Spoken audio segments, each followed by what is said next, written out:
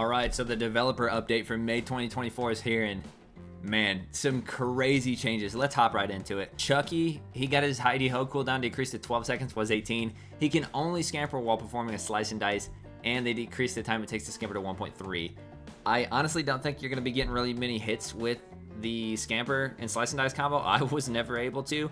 I think the way they could have fixed this would just be to make it where he scampers and it takes longer to scamper, because the problem was people were annoyed that he could just scamper and just get a free hit guaranteed, which I agree with. I hated the fact that he could do that.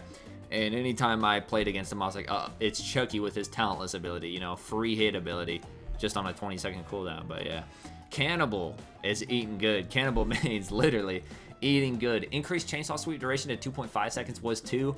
Increased sweep movement speed to 5.35 was 5.29. Decreased collision detection to help mitigate tight spaces. Decreased base tantrum time to 3 seconds was 5. Several add-ons have been adjusted accordingly. I think this is fine.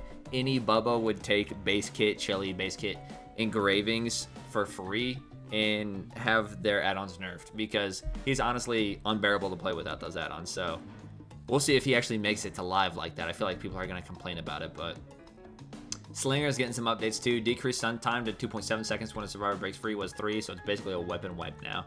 Increased real speed to 2.76 was 2.6. Increased movement speed while reloading to 3.08 was 2.64, which is actually huge. This is like 10% faster. Now he's moving at NERF speed when he's reloading, so yeah, kind of huge. Honestly, I think he should be 115. I don't see a reason for him being 110 still, but whatever. Mastermind, I did not see this coming. Wesker's getting changed. Decreased hindered penalty to 4% was 8%. I thought it was 10 to begin with. Infection is now reduced to 1% when hooked was 50. So now he's not going to be as good at tunneling. And yes, 4% to 8%, I mean, that is kind of significant, but at the same time, you're still one shot. You know what I mean? If you're fully healed and he hits you with Virulent Bound, you know, you're still one shot. So nothing too crazy, I don't think. Blight, again, gets like the 50th change this year. Compound 33 now increased rush turn rate and duration by 11% was 33%. So now instead of being 99% at the third rush, it's 11% at the third rush. That's if it stops at 3 rushes. I don't know. It doesn't say anything about 3 rush limits, but I don't know. Iridescent Blight tag now increases rush speed by 10% was 20. I don't know. I feel like they're doing a really good job at killing Blight. Like, Blight has been so complained about for the longest time, and they've just been gutting him left and right and center, and they removed a lot of his very unique add-ons like the Soul Chemical and the Summoning Stone, and now they're taking all the uniquity out of his ultra rares, and now they're just like X faster add-ons, which is a huge problem that I've been talking about. I was gonna post a video on a while ago, but I never got around to it. Anyways, toolboxes. This one had me worried, and it still has me worried. Increased toolbox sabotage speed across all or most variants. Increased effects of sabotage related add-ons. Grip wrench, cutting wire, hacksaw. Like, why? If a Sabo squad wanted to be a Sabo squad, they would bring Ox's toolbox with Sabo add-ons, maybe. Now you're making it to where somebody could bring a Commodious, the best toolbox in the game, with a wire spool, even more charges, and then what, a hacksaw or a cutting wire, and then they can run Streetwise or Built to Last. So now they can crush an entire generator and get a sabotage right after. Kind of crazy. I don't know why you would do that. You have a sabotage toolbox, and then you have the other 40, which are for repairs. But whatever. This update features balance changes to a selection of the strongest and most frustrating perks to face. The majority of these adjustments are slight. The intention is to keep the perks feeling effective and to bring them more in line with other options. Deadlock. Decreased block duration to 25 seconds was 30. Deadlock is quite effective and rather easy to activate. We have slightly reduced the duration of the gen blocker to bring it in line with other options. I don't know what this means. To bring it in line with other options, like, what does that mean? That means nothing. Other options. I guess because the gen is blocked for 25 or 30. No other perk blocks gens for 30 seconds, except for Undone, I guess. I don't know. But 25 seconds, I mean, a 5-second nerf, that's 20 seconds overall. It's something. It's not crazy. Still going to be a good perk. Background player, decreased movement speed to 150 was 200. Decreased exhaustion duration to 20 seconds. Honestly, low-key a buff. It was 150 in the past, if I remember right. 5 seconds of 150, and then they buffed it to 200.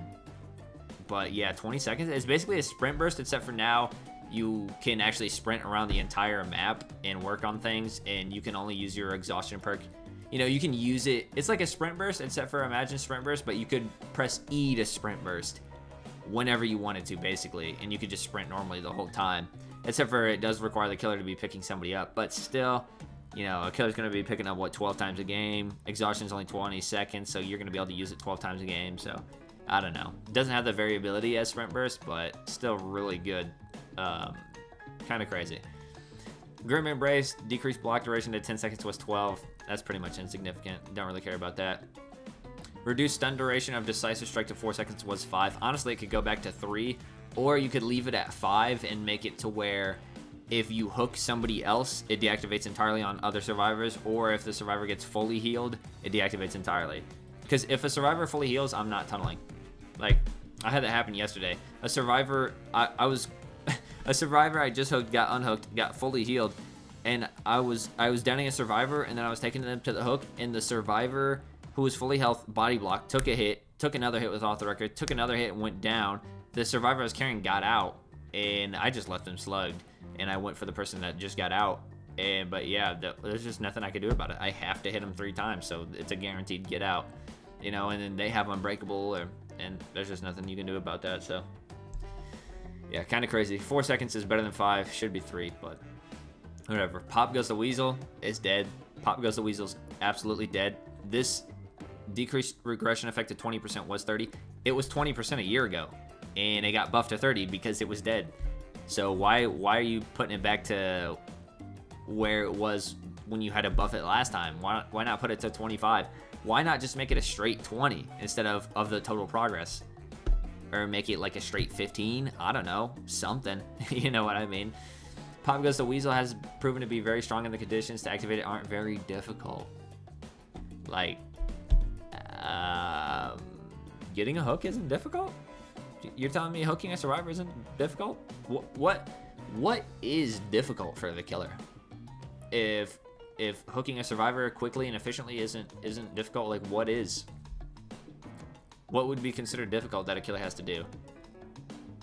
I'm not even fucking around. I'm wondering. I just want to know, like, what if hooking a survivor isn't difficult, then like what is?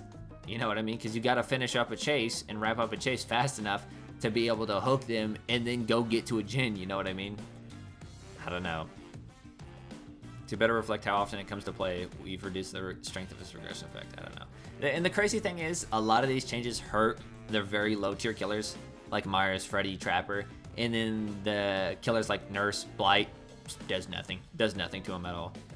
Buckle Up got a change, finally. Been needing a change. Dude, Buckle Up for the people has been rampant in this game for what, 6 months, 8 months? Like just untouched. Removed, Buckle Up no longer provides endurance. Good. Survivors healed from the dying state break into a sprint at 150% movement speed for 5 seconds. This does not cause exhaustion. Wow. Buckle Up can be problematic when paired with for the people, allowing survivors to save each other before the killer can pick them up risk-free. Absolutely. Since there's not a lot of competition between perks that grant survivors endurance from the dying state, we decided to replace the effect entirely to help it stand out. 5 seconds of sprint burst is kind of insane. But I mean, at least, you know, it's definitely like an anti-slugging perk. Because now you, like, if the person on the ground is at 2 hook, and you pick them up and you are only at 1 hook, well, now they get away guaranteed scot-free. And yeah, dude, oh my god, imagine combining this with background player. The person picks you up off the ground, so you get your 5 seconds of 150% movement speed from Buckle Up. The killer downs the person who picked you up and picks you up again, so now you're going to be moving at 150% for 10 seconds straight. That's crazy. That's crazy.